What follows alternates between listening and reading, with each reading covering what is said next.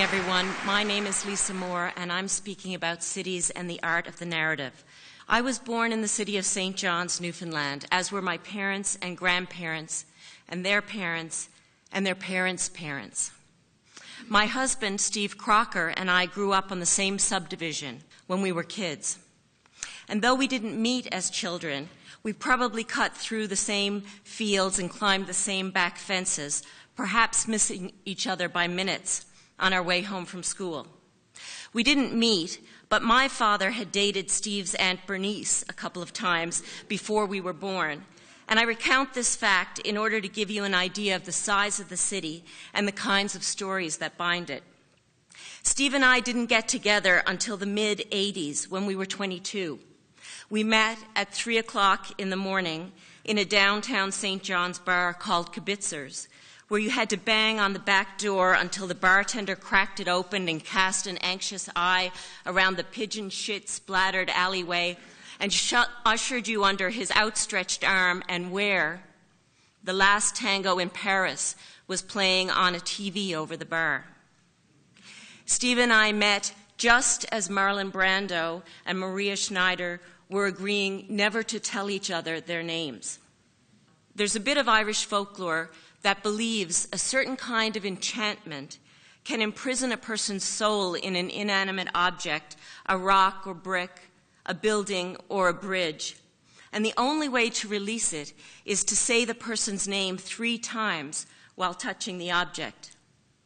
I wonder if the naming described here is a metaphor for the narratives in the walls and buildings of a city. When I was growing up in St. John's, the city was invisible.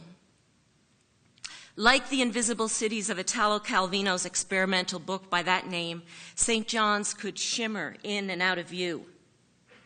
Like the fictional cities that Marco Polo made up to entertain Kubla Khan in Calvino's short tales, cities of glass and wisps of memory, cities that could disappear or shapeshift, like those cities, St. John's seemed not to exist in the same way that other cities existed.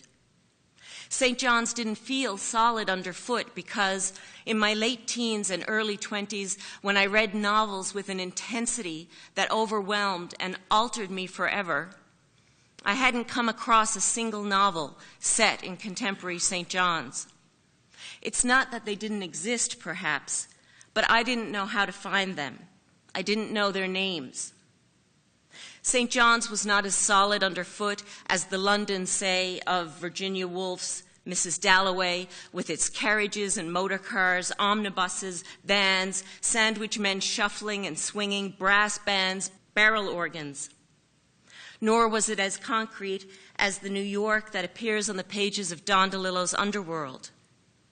Not as cold and cruel as Mavis Gallant's Paris. Before I had ever traveled to London or New York or Paris or Tangiers or Bombay or Dublin or Hobart, I had read narratives from those cities. I knew them through the words of Salman Rushdie, Paul Bowles, Jane Bowles, Marguerite Duras, and Richard Flanagan.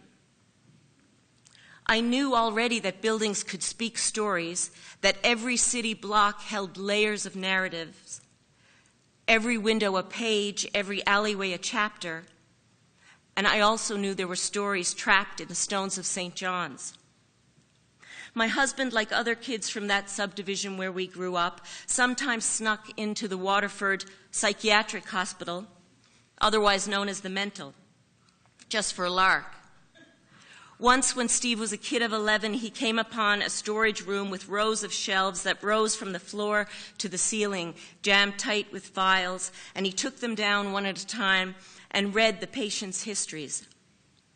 These manifestations of madness, miniature biographies, bits of speech, confessions and dreams and desires were jotted in longhand by a doctor or typed with a crinkly purple sheet of carbon paper between each page.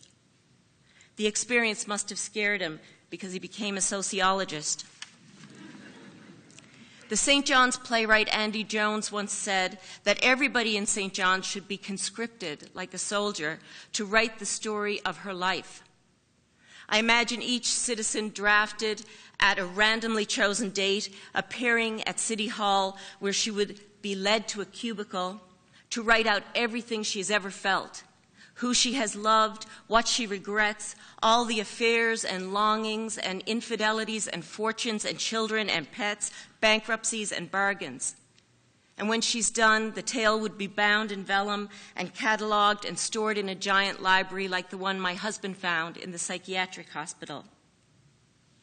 Around the time my husband and I met at Kibitzer's, I finally stumbled upon Wayne Johnson's first novel, The Story of Bobby O'Malley. Johnson's characters walked the streets of St. John's, went to a Catholic school as I had done, would have been close to my age. It was a kind of naming. And when Johnson's The Colony of Unrequited Dreams was published, I read this description. Down below, St. John's looked like the night sky, the lights that marked the neighborhood like a constellation of stars. There was Buckmaster Circle, Rawlins Cross, the Upper Battery, the Lower Battery, Amherst Heights, Waterford Heights, Barter's Hill, Carter's Hill, the Hill of Chips, Monkstown, Cookstown, Rabbittown, all the distinct pattern of lights. Reading Johnson felt like releasing the city of St. John's from its buildings and streets, its stones and glass, all the reflective surfaces, the salt, smell of the sea. And it also released me, paradoxically, from an idea I had about a city where I belonged. When I finally experienced St. John's in a novel for the first time, I realized that the real city is the coalescing of the many hundreds of cities I had experienced while reading. My city is a mashup, all those cities, dreamt and imagined, lying atop each other like a palimpsest. Thank you.